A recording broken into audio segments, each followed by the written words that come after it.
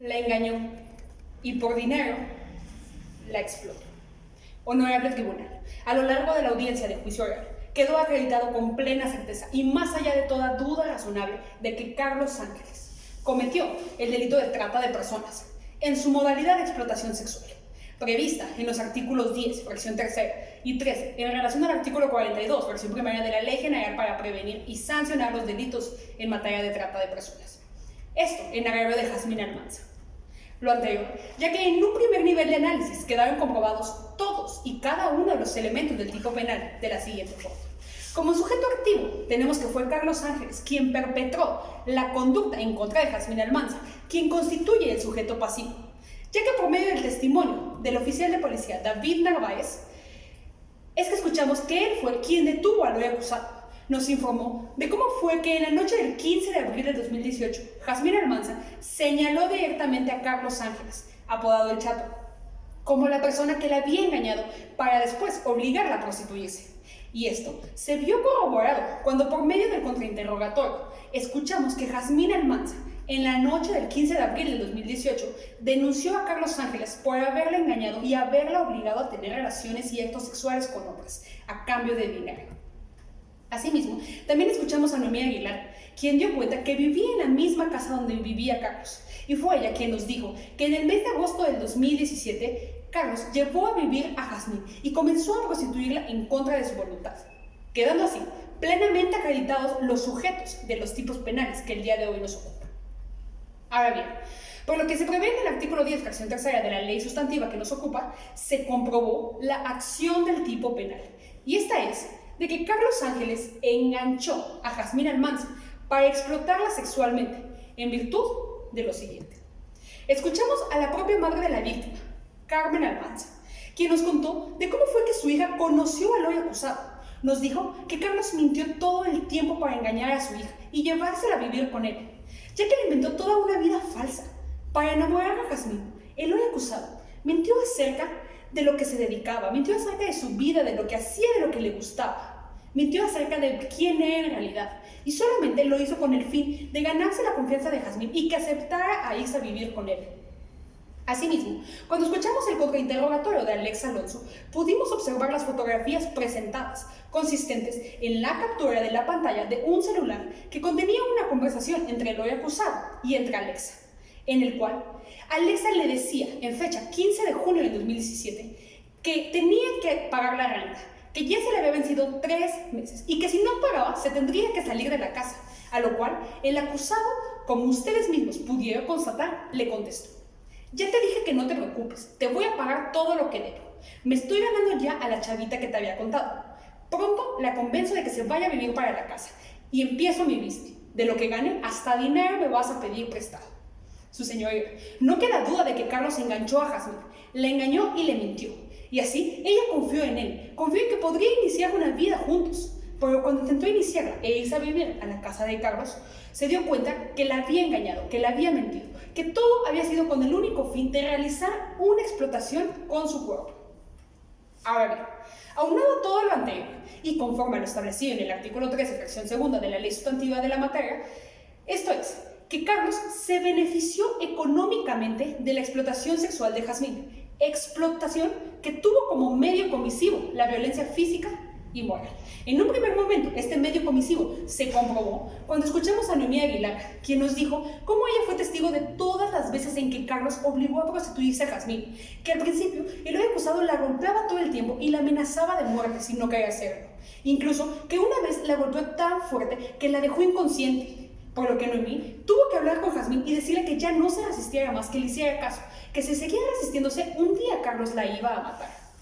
Asimismo, contamos con la presencia de la perito en psicología Amparo Ibarra, quien realizó el primer dictamen psicológico a Jazmín Almanza. Fue ella quien nos habló de los múltiples rasgos con los que se pudo constatar cuando se rindió la primera declaración y que nos dijo que estos rasgos son propios de las personas que son víctimas de violencia y víctimas de trata. Su señoría. Dicho dictamen fue realizado en base a la primera declaración de la víctima y en el que se arrogan que efectivamente Jazmín estaba siendo víctima de trata, que la estaban obligando a prostituirse y que además estaban ejercitando violencia física y moral en su contra. Si bien la defensa trató de acreditar lo contrario con su propio perito, Ana Paula Legorreta, Su dicho quedó totalmente destruido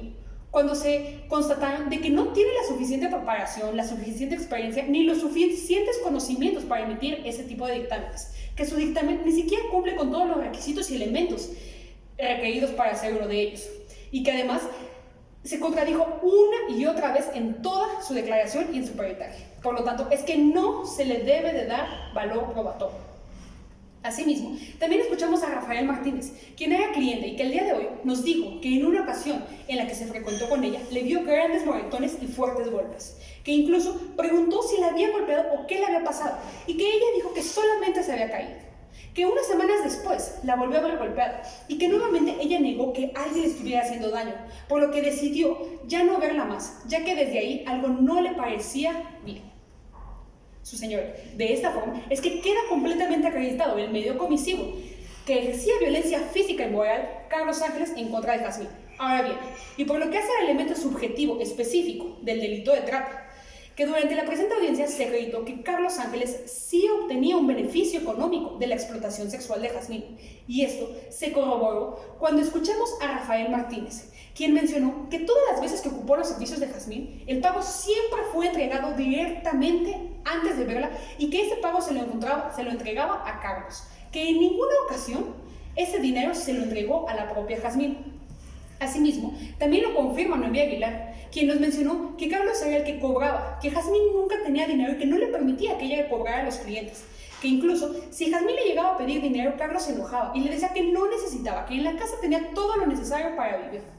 Su señoría. Además, durante todo el juicio, nunca escuchamos a qué se dedicaba Carlos, en qué trabajaba, qué hacía para ganarse dinero y subsistir. La defensa nunca mostró alguna prueba o trajo algún testigo que pudiera acreditar algún trabajo o oficio al que se dedicara Carlos.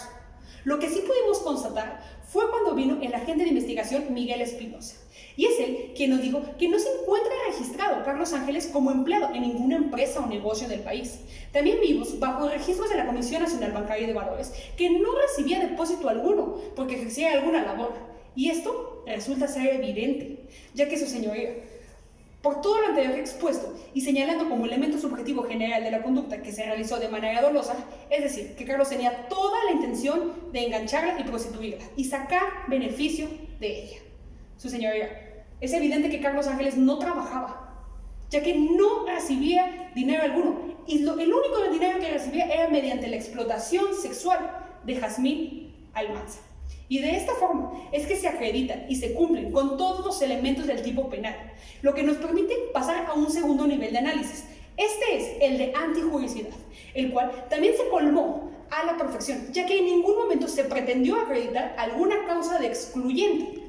además de que su actar encuadra perfectamente en una conducta antijurídica.